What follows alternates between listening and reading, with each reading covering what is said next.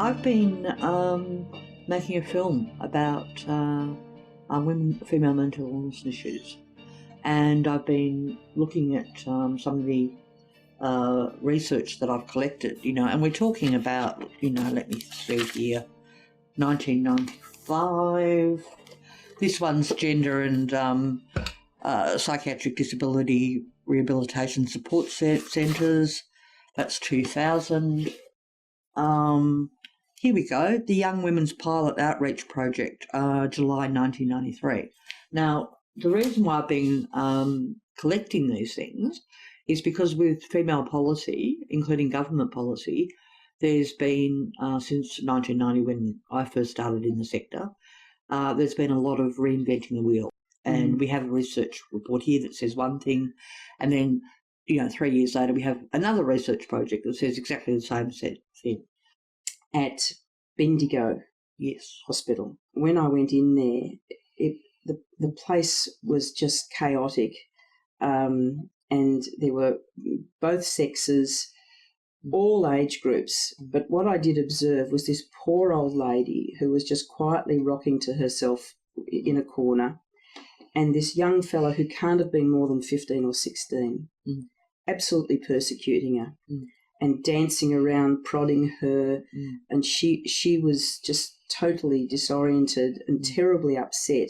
This lady must have been over 80. There's obviously a strength difference. It's not a safe place. I can't imagine that the way the wards are at the moment, that they pass any OH&S standards. When I was in Larundel in 1991 in a ward, the locked ward, I was stalked by a male patient. And I felt intimidated by this man. I felt threatened by this man. I reported this to the staff. They thought it was part of my delusional world. I wasn't made to feel safe in that ward, and because it was a locked ward, I couldn't get away from this man. This is not a new thing for women in psych wards. That confined space too. If you do go and complain and say this male patient's giving me grief, then they might believe you, but then they just say, well, stay away from him. How do you stay away from him in an environment like that? 20 years ago, not in 89-90, I was involved in a statewide audit of all the 19 institutions, and my job was to go in and interview the patients about their experiences. And I interviewed hundreds of patients across the institutions. One of the questions I would ask is, have you had anything traumatic happen to you while you were in hospital? And a number of women had indicated that they'd been raped either by staff or other patients. Sally and I were recently reviewing OPA's community visitor reports as early as 1992, and we came across comments in 1992 about assaults of women, about the lack of dignity for women on wards, being given clothing that exposes them. They were talking about gowns that were split up the back and men being given pyjamas. So this is an issue that's been around a very long time, and I'm not surprised that the issue is still a live one, because community visitors in our last annual report are still reporting that there's issues around the safety of women in mental health units. I realised quite early on in my job that women were reporting issues of not feeling safe in psychiatric wards, that women were being sexually assaulted, they were being harassed.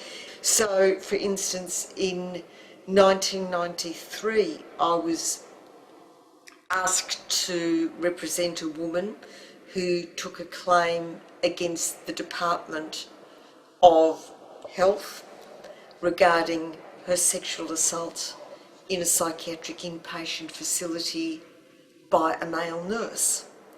Now, when we started investigating that matter, in gathering together the material, we came across material that identified that this male staff member had sexually assaulted 2 other women.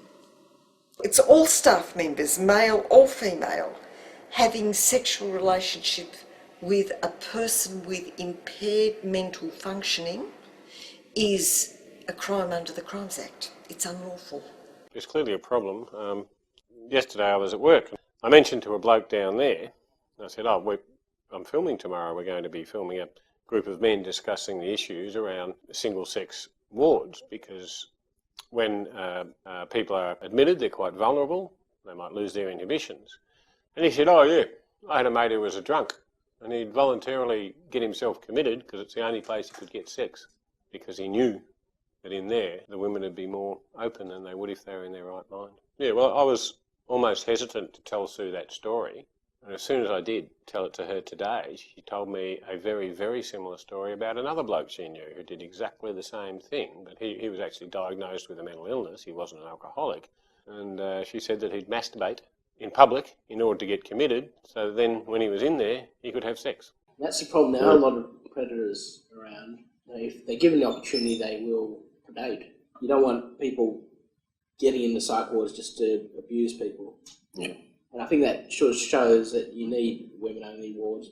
Once again, the last hospital admission I had, there was this guy who was hitting on this young female who'd come in, and a lot of the time new female patients are seen as fresh meat in a way to some of the predatory type guys, and he kept hitting on this woman, and myself and others had told the staff that this was going on, but they just ignored it.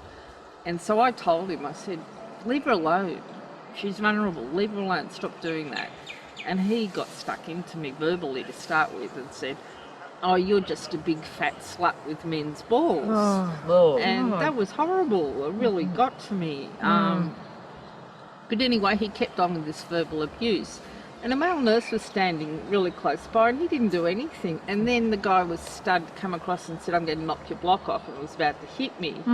Then the male nurse stepped in, but only then. And then he just shooed the guy away, didn't do anything else, and said to me, oh, when he was out of earshot, oh, it's good you stuck up for yourself, Julie. And I thought, well, why aren't you sticking up for me as well? Yeah. We have I think, a far too high suicide rate. I mean, clearly one suicide is one too many, but we have 25 people a year suicide within 5 weeks of discharge from hospital. I think that's outrageous. And I think that those things can happen because you can pretty much pick up any medical file in this state and you will rarely find a sentence about how the person's feeling. I've had friends who've been raped in hospital and they've ended up suiciding. And so, you know, it's fine for nurses to say, oh, don't worry about it, he's sick, he's just a male patient, you've got to expect that sort of behaviour.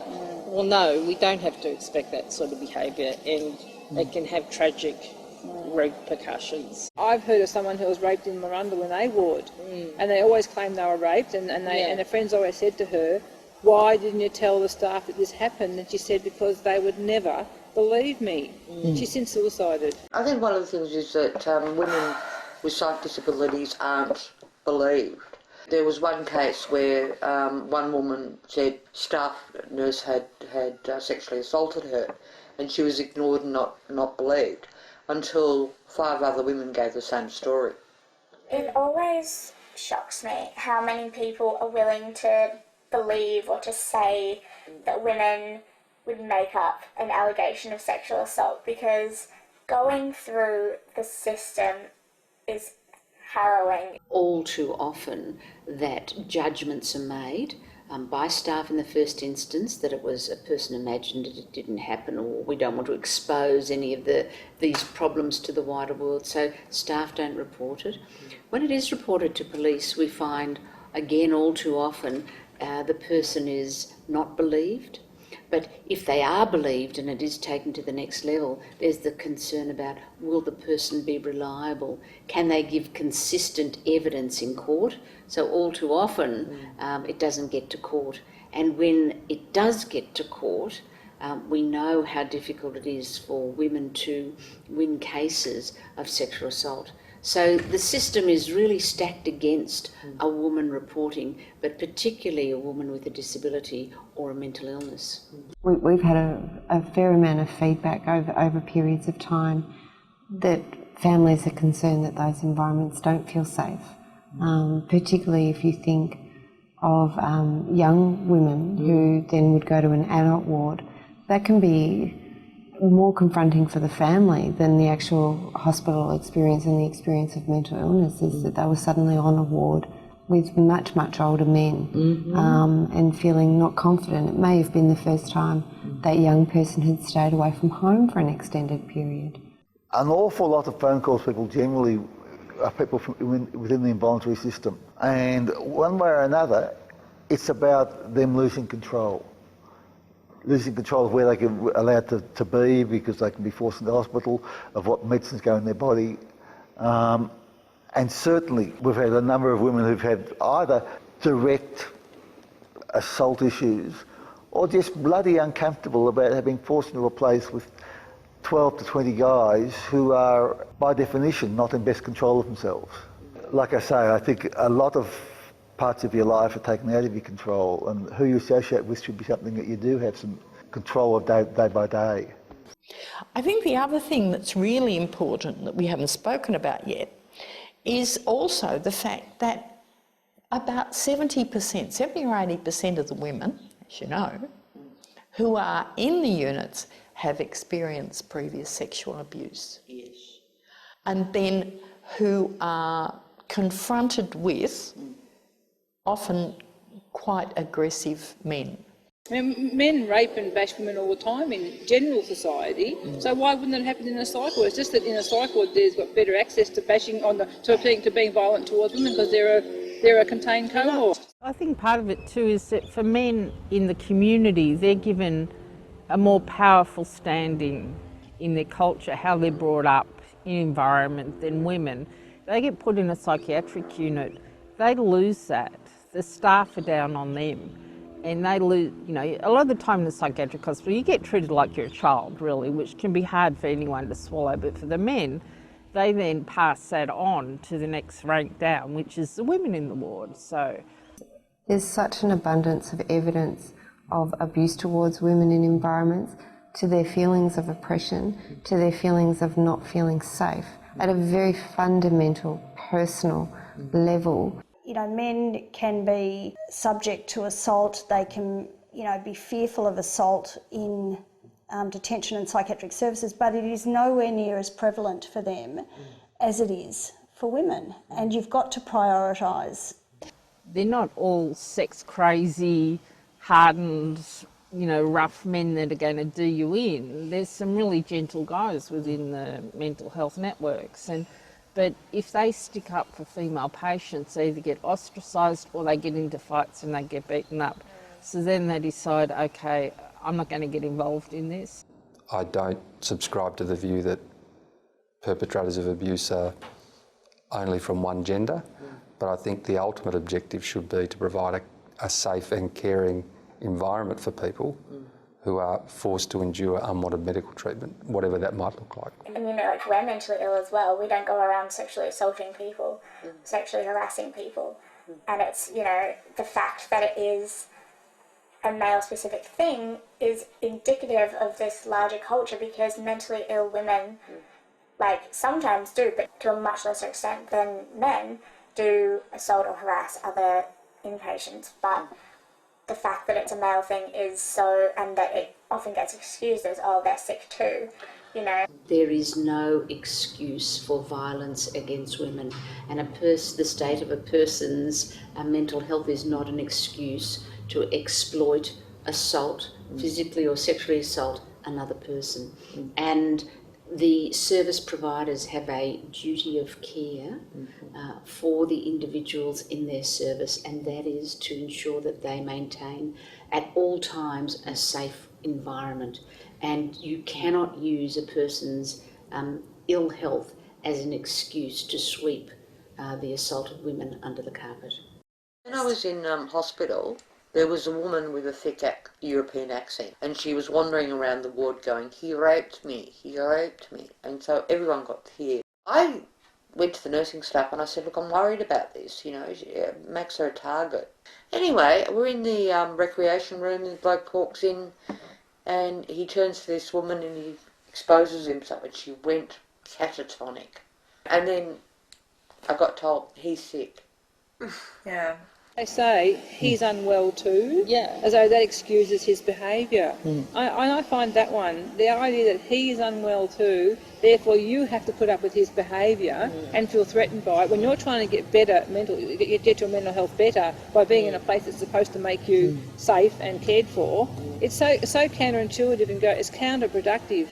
The issue that has struck me regarding women who have mental illness is just the systemic discrimination against women across the board in all sorts of areas, and it is not something that has improved. I believe that there's an attitude in mental health that a female patient who is sexually assaulted, it is less important than it is for ordinary women out in the community. This is a systemic problem, and also going through this woman's psychiatric file and reading the nurse's notes. The nurses were saying this client was behaving provocatively, that she was disinhibited, that they did not believe her reports. Now, this would not occur in the general community.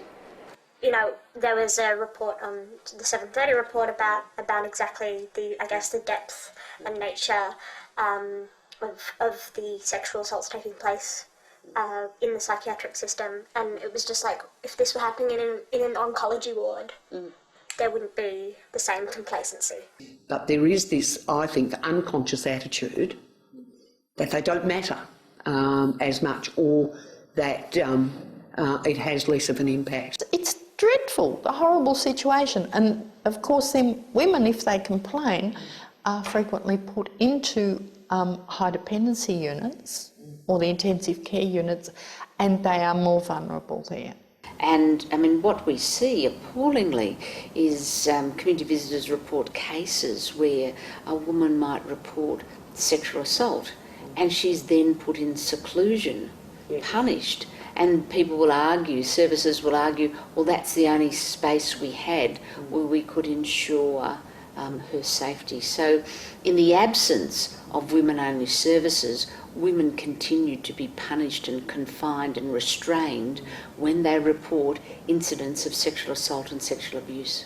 A majority of female psychiatric patients have a history of past abuse, and even if violence isn't directed directly at them on the ward, just witnessing the aggression that goes on between male patients a lot of the time, that can re-trigger all sorts of issues for them. A number of women spoke about, we saw other women being sexually abused, and that was very distressing for them as well. Just seeing the sexual abuse, even if they were not sexually abused themselves, it was very traumatising. An enormous percentage of women have experienced abuse of one sort or another. And when you get back in the system having had abuse in the past, things can get triggered. Even the trivial being told what to do, get out of here, it's not time yet. If you've had the wrong experiences, and particularly if you've had experience of having men try and use their strength and authority to make you do stuff, I can't even imagine being held down by 5 or 6 security guards is a standard part of experience. If somebody refuses to do something, and I can't imagine what that feels, except I know that I'd sicken to my stomach if it happened to my daughter. One woman who ended up in hospital for 12 months, and she had been sexually assaulted previously, but she also had manic depression, and she was talking to one of those nurses many years later. They agreed that had the sexual assault issues been dealt with in the psych hospital better, that she wouldn't have been that sick. 70% of women admitted to psychiatric hospitals have been sexually assaulted prior to that. So, it needs to be dealt with, because it's a huge cause of mental illness and it's a huge exacerbator of mental illness in women. I mean, let's face it, if it was 10% or 20%, it would be an urgent issue to be dealt with. But the sexual assault, actual assault or reported assault figures don't go anywhere near unreported assaults, and there are a whole lot of reasons why that might happen, but they also don't go near the counter-therapeutic impact of being in an environment where you may be fearful of being assaulted or where you may be being re-traumatised. I think that in relation to the primary purpose of involuntary mental health treatment, which is supporting people through a terribly difficult time to move from being unwell to recovery. If the purpose is recovery, it makes no sense to me to heighten people's stress by placing women in mixed wards where they are not only forced to endure the unwanted invasive medical treatment and the accompanying loss of autonomy that goes with that, but to also be fearful of some victimisation, assault or simply re-traumatisation by being exposed to people who they fear or who can reasonably be fearful of. So to not create a safe environment seems to me to be counterintuitive to the purposes of the medical intervention, which is recovery. I think that the possibility of women-only wards and the money that might save through women not being readmitted is real. We've all heard enough stories about what can go wrong and the lack of safe space. I think there's also a cultural demand that we need to be more sensitive to the needs of women from different cultural backgrounds. And it seems the time, we've made the moves to the community. We can be more sophisticated now in the way we apply things. So it's not a knee-jerk reaction. This is a logical, well-evidenced time to make gender-sensitive space for women. Yeah, I mean, I can remember when I was working at Dandenong Hospital that we did a survey then, that was going back to 1996. And again, a large number of people from Middle Eastern background were very clear that women and men should not be in the same area. So that was something that they were quite horrified about, actually, mixed wards. A lot of ARAFMI's work are in the northern and southern regions of Victoria, where there's high populations of women from the Horn of Africa and high populations of Muslim women. And it's certainly very confronting for them to go in an environment where there would be men. And certainly the women are not feeling equipped in those environments to know how to deal with already feeling vulnerable because they're in a mental health facility. So they're the most unwell they've been.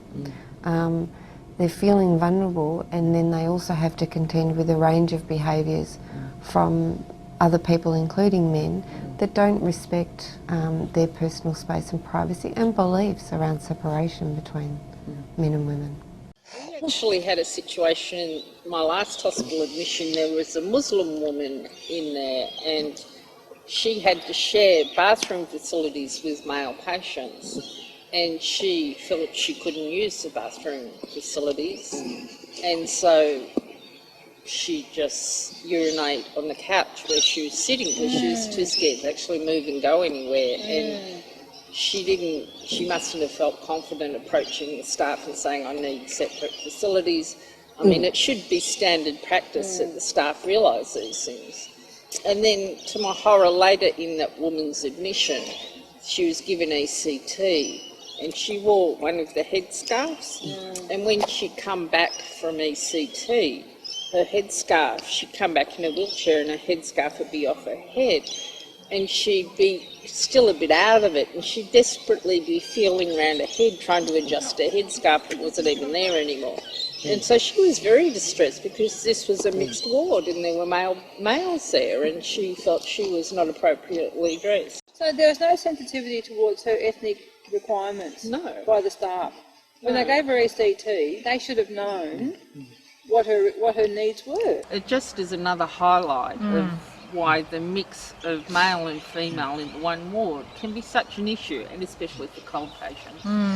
That workshop about gender-only wards, and the people from, the representatives from India, Sri Lanka, from Malaysia, Vietnam, Thailand, so all throughout Asia and Southeast Asia, people just stared at us like, what planet are you on? Because they have gender-specific wards, because it's the way they saw it, that men and women were treated separately.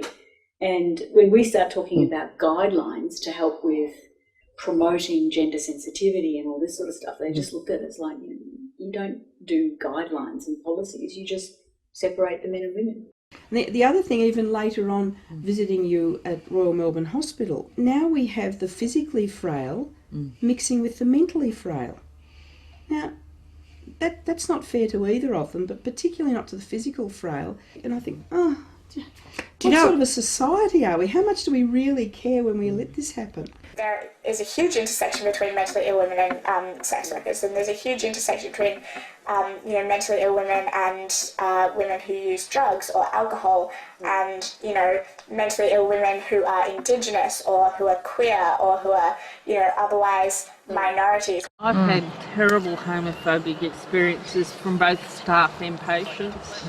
All I've ever done in an open ward with a girlfriend is hold hands on the couch. We haven't been kissing, we haven't been touching each other, we've just held hands on the couch. One instance, as I was leaving the unit, I was getting these sexist comments from the guys. I was walking out the door, I heard a rattling of the window, I turned around to look, and there was a guy there and he dropped his pants. And I didn't want to go back to the hospital and visit my friend after that. And another incident was from the male staff, and they were saying, this was when I was an inpatient, and they were saying all you need is a good screw. And it had terrible consequences, because I then went down to the local pickup park thinking that if I had a good screw, my mental illness would be cured, and they'd let me out of hospital. Fortunately, this really nice guy came along and saw I was mentally unwell and drove me back to the hospital and walked me in. But what would have happened if I'd gotten some creep come up and taken advantage of me? With such a high percentage of LGBT people having mental illnesses, and with 42% of the transgender population have attempted suicide at some point. 42% is huge, and so you have to have gender considerations always, I think, in mental health care. There is a problem with putting trans men in male-only wards, because they're often perceived as female, or even if they have a vagina, that's a real problem.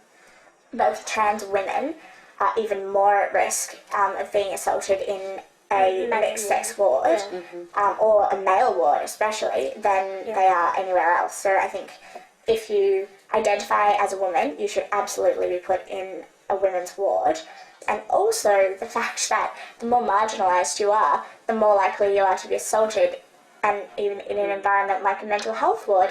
I think we need to look at people on an individual basis. People's needs are unique, people are uniquely human, and whether people identify as same-sex attracted, whether people are young, whether people are old, whether people come from an ethnic minority, it's really important that we suspend our bias or our use of stereotypes to compartmentalise people into boxes to make it easier for us to process them, because when we do, we've lost our empathy and we've lost our concern for someone's individual human rights. I think as a community, we're better off when we see the individual before us rather than the stereotype we carry in our head.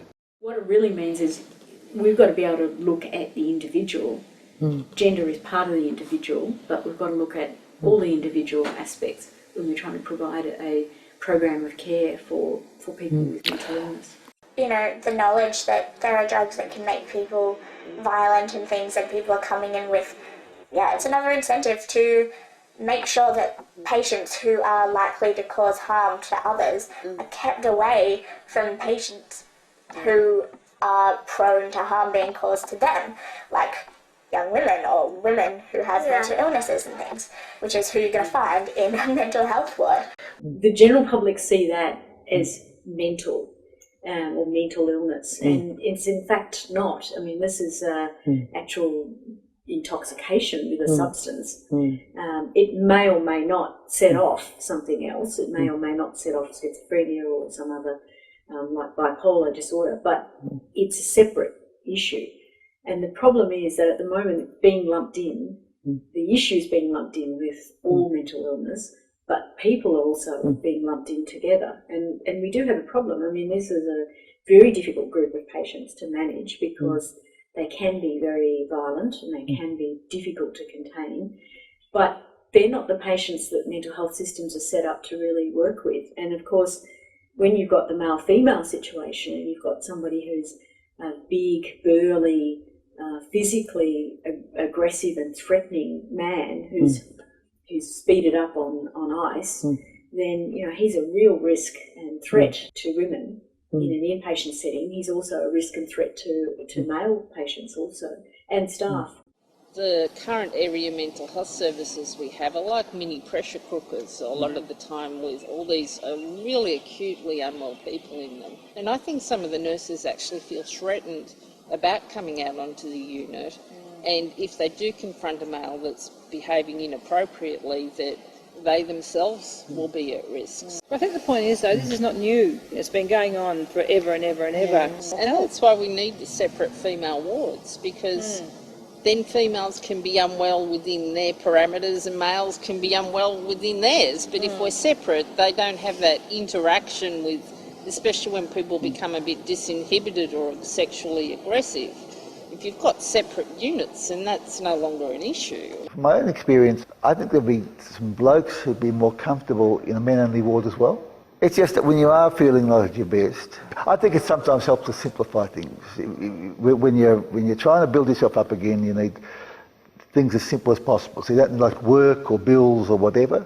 And meeting new people and people you don't know in a social circumstance is always more complicated.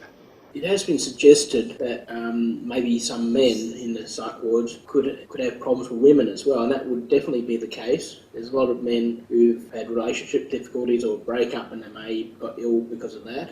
And it's also not good for male patients in services to be in a position where, you know, they might get themselves into situations with women that they wouldn't have been in if they weren't being detained as patients. So, you know, it's in everyone's interests to properly address this issue. Men have said, well, you know, they don't want to be in the situation where they have done something when they're disinhibited and unwell, and then have to cope with the horribleness and the consequences of that later on as well. If you had the number of sexual assaults occurring in a general hospital like they occur in a psych hospital, it would have been fixed years ago. Have we forgotten the fundamentals around the human dignity, respect, kindness, care? It seems, you know, a pretty clear duty of care to do whatever you can to protect people from sexual assault when they're in a healthcare environment.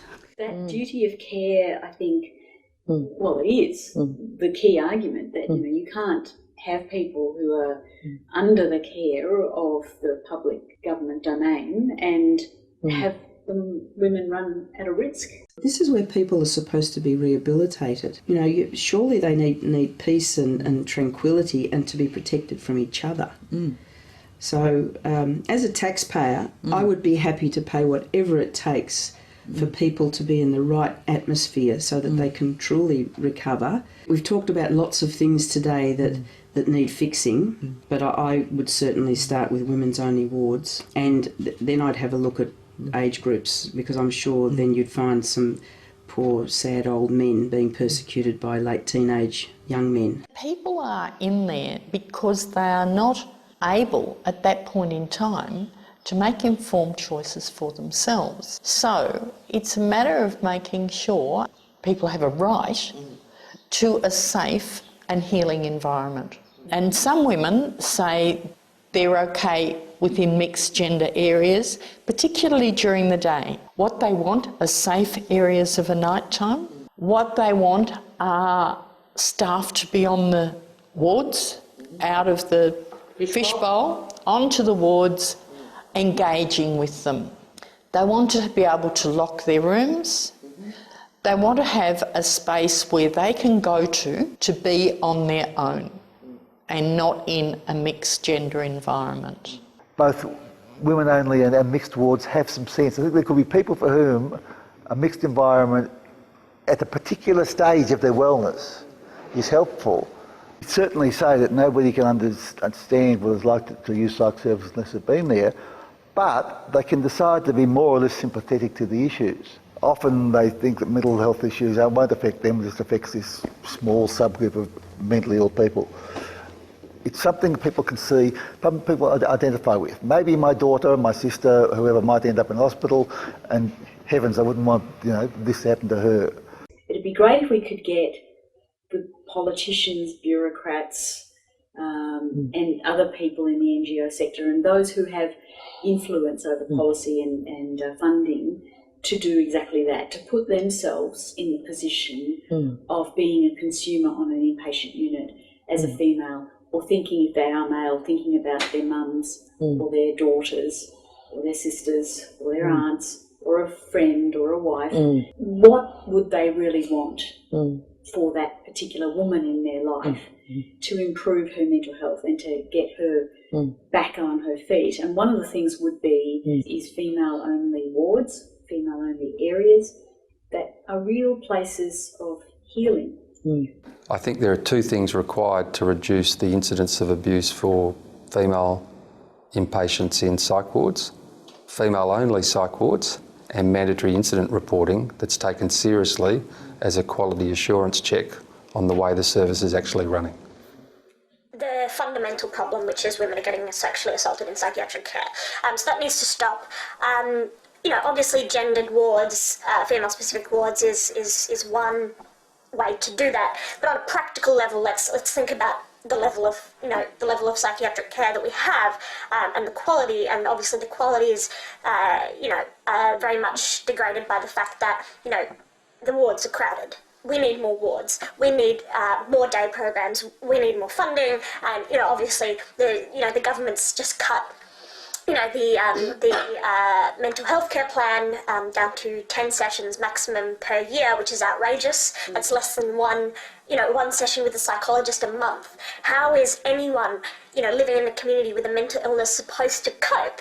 So obviously the answer is to increase the budget, because if you look at it from an economic perspective, there is a strong economic incentive for the government to provide funding for these services, because it allows people to participate in the community and in the economy. I strongly support female-only psychiatric wards. The reason for that is that the current system where we have designated areas for women only isn't working, and it's not working because of the pressure on the beds.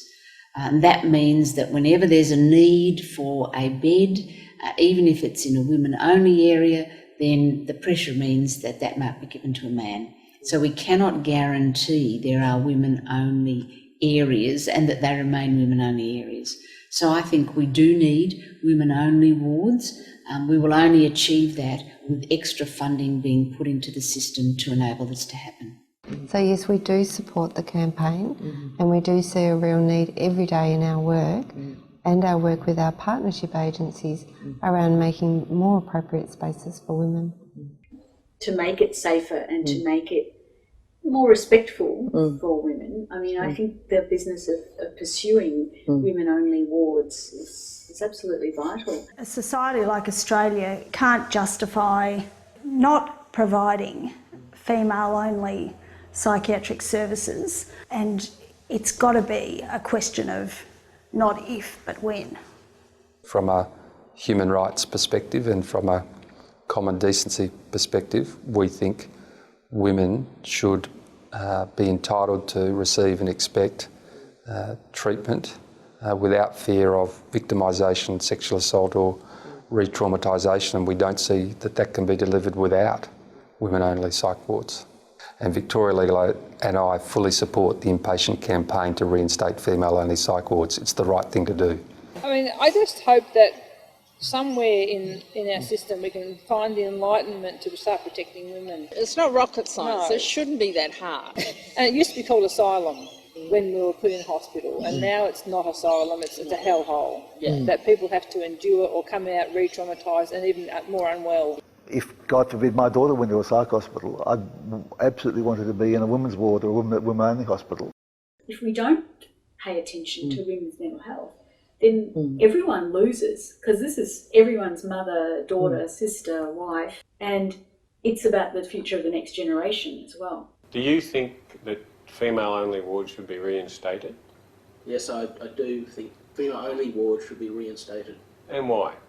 Because I think for protection of women, it's the main reason, and that they can feel comfortable being in a ward if they've had experience of rape or abuse from men. It's a bit like people who are at their most vulnerable being thrown into a fire instead of being given a nice soothing drink of water. And it's just wrong. I find it completely illogical that women who are acutely ill are in the same units and sharing the same spaces as acutely ill men. Hey guys, I had an idea. We need a royal commission into Victorian psychiatric hospitals. No, not even Victorian, national. It's a national problem. It's not just Victorian. Yeah. Into the welfare of women in psychiatric hospitals, because let's face it, you go in there for treatment, to be healed, and instead you come out traumatised with post-PSTD, post-traumatic stress disorder, and you come out with more problems than you went in with. Yes, I agree, and the thing that I find most disturbing is that we are still seeing the same issues now that we saw 30 years ago in the big madhouses like Larundel. Nothing has changed.